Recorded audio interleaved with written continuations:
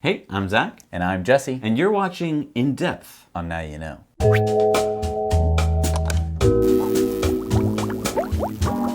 So you remember the story, Jesse. The LAPD leased a whole bunch of i3s and some other electric cars back in 2015. And it was to electrify their whole police force. Right, so they leased 160 i3s. Right. Their mileage numbers are really, really low. Yeah, CBS Los Angeles correspondent David Goldstein did a story on this recently where he found that many of the cars had mileages even just like in the 400, 500 mile range. Right. They've basically been using them less than 6 miles a week. And then he even found that some of the cars that were being used to do improper things like get people's nails done. That story is more about what's going wrong with the LAPD, really not wrong with electric cars. But what he did point out was that a lot of people they said they didn't want to use the i3s. Why? So I'm just going to read a quote here from David Goldstein. He said, "Sources say some personnel are reluctant to use the electric cars because they can only go 80 to 100 miles on a charge.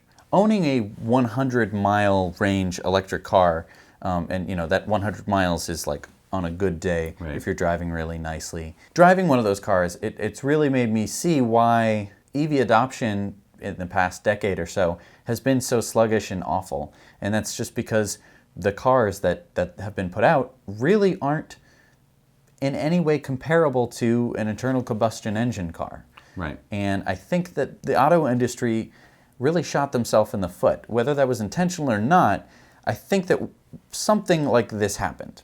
They were all sitting in a boardroom and they said, someone suggested, I want to try electric cars. And then they said, okay, Fred, how are we going to do that? And he's like, well, we could make some electric cars and then see if people like them. So they pumped out all of these 100-mile range cars, and they did not sell well. And I think that is simply because the market for people who need a car, but only need it for 100 miles a day or less, is very, very small. Yep. I mean, you have a car, like you said, a Leaf that has a 100-mile range on a good day. We have Sparky, which has a range of 200 miles plus. And now we have the Model 3, which has a range of 300 miles plus. Yep. And I've got to say, now that I've experienced each of those ranges, there's a magic number. Yep. And to me, the magic number is 300 miles. Okay. With Sparky, there are times when I'm doing something odd, like going to the airport and then going back into the city the same day, where 200 plus miles means that I have to do some charging during the middle of the day and I have to think about it. Not that I can't do it, but I have to think about it. I mean, and I would argue that I think that 200 miles is still a pretty good number if you're not trying to break the bank. But other car manufacturers just never did this. And so for years and years, they were pumping out these 80, 90-mile cars. The thing for me is that they weren't really offering a viable product. They weren't offering a viable car and then seeing how that sold. And that should have been the data that they were bringing back. But because they had these really wimpy cars, for an example, let's say tomorrow McDonald's was going to introduce a new veggie burger or something. Sounds good. It sounds great, but they found that it would be too expensive to give you a full-size burger, so they're going to give you a third size. It's like a little slider, costs about the same as a full hamburger. Oh, I don't want that. Because they didn't want it to be too much more expensive to give you a full burger, so they sort of pared it down, gave you a third-sized sounds ridiculous. burger, and they're going to see how it goes. I can tell you it's not going to go well. It wouldn't go well. People wouldn't buy them, and then they could say, "Well, people don't want veggie burgers," and that's just I see just your point. the fact. So basically, by taking two factors, veggie and making it smaller, Right. you can then claim that all veggie burgers aren't going to sell well. Right, and so I think that this is what has happened with the electric car industry, or the lack thereof, which is that all these car companies made these small battery cars, and then nobody bought them. Now I think they're going the opposite direction. They now have seen the light with range, but they've misinterpreted the data. They see that, 238 miles on the Bolt sells, so let's make our next car have a 400-mile range, Right. or a 500-mile range, or a 600-mile range. Right. All of the new cars that they're talking about for 2021 and 2022 are all going to have these 400, 500, 600-mile ranges, and I think that they've really missed the point because the Bolt, for instance, the good car, it has a great range, but you cannot really travel with it.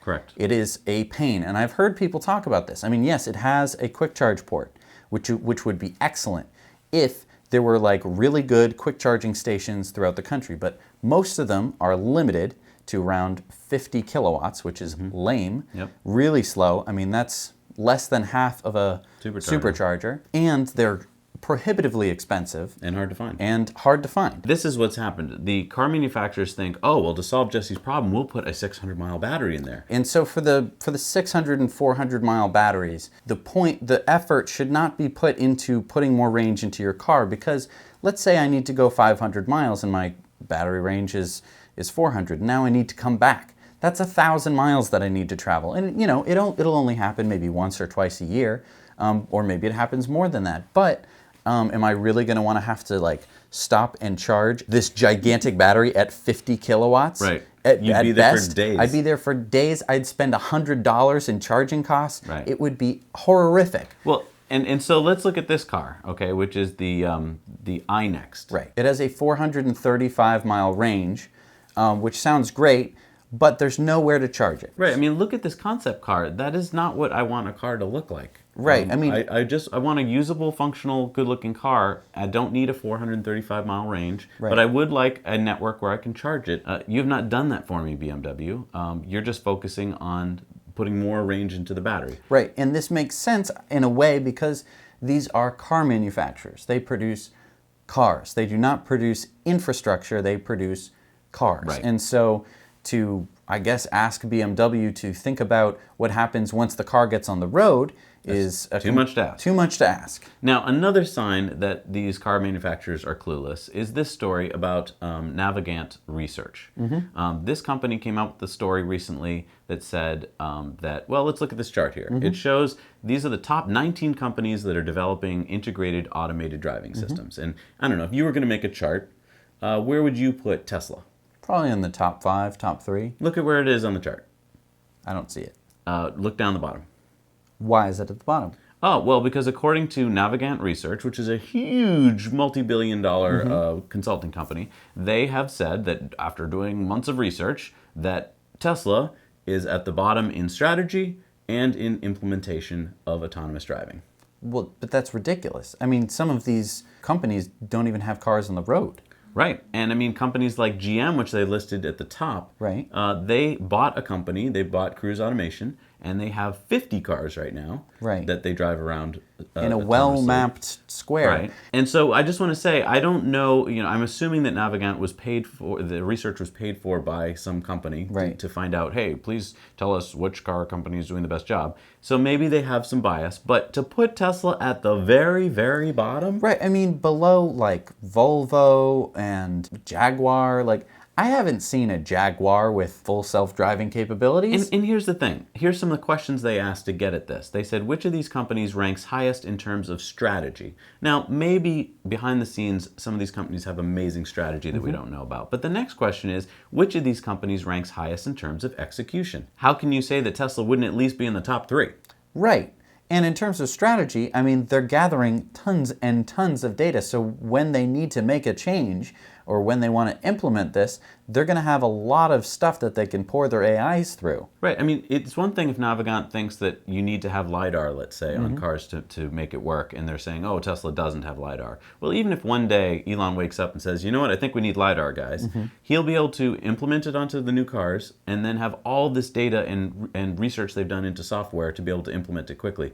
Also, LiDAR will be cheaper in the future. Right now, to put 5 LiDARs on your car, which is what Cruise is doing, costs tens of thousands of dollars, Right. which means you can't make a car that you can sell. Right. No one is going to be able to buy a self-driving car from Cruise Automation other than, say, like Uber or something, who's willing to put up a lot of money For press, basically. for press and also to, help for this research. Right. Another factor that they were factoring in here is which companies are currently leading this emerging market. Can you not honestly say that Tesla is leading this emerging market? If you say autonomous car, that's the number one car that comes to mind. Right. Which companies are best positioned to take the lead in automated driving? How can you say that anybody but Tesla would be the number one pick there? I mean, I'm trying to be unbiased. What factors separate the leaders from the contenders and the challengers? Well, Tesla is a leader. How can you not say that they are? I mean, Right. I guess what they're going under here is that Tesla split with Mobileye. Right. So in the beginning of Tesla's relationship with Mobileye, they were developing level 2 software for the Model S and X. And then at a certain point, Mobileye said that they weren't comfortable making fully autonomous cars. With just this hardware suite that Tesla's had. Right. So then Tesla said, all right, well, We can do it. We'll do it ourselves. And then they spent a long time having to basically go through, remake the entire driving system from scratch, which means that Tesla doesn't have this a company that is working for them. They themselves have this technology that they've been developing for months and months and months. So why wouldn't that make you one of the leaders of this new field, showing that you're actually not just thinking about it in in a think tank somewhere, but you're actually implementing it in your cars and it works? Right.